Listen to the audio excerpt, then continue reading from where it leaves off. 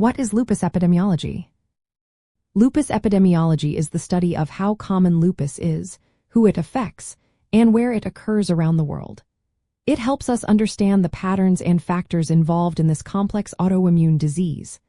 Lupus can affect anyone, but certain groups are more at risk. Women are much more likely to develop lupus than men, with about 9 out of 10 cases occurring in females.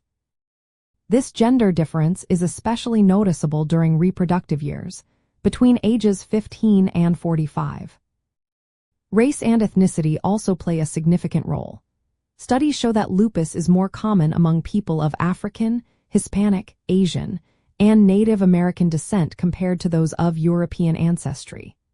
For example, African American women are about 3 times more likely to develop lupus than white women.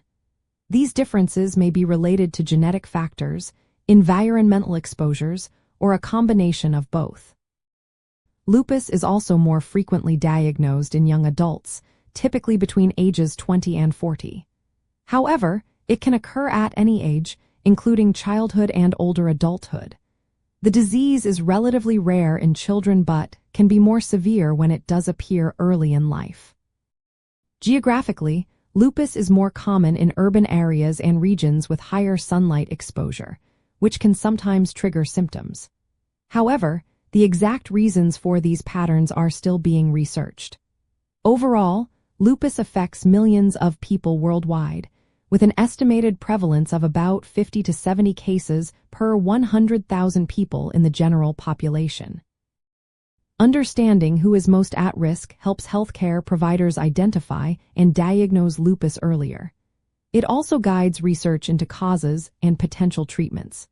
Remember, if you think you might have lupus or are concerned about your risk, it's important to consult a healthcare professional. They can provide personalized advice based on your health history and symptoms.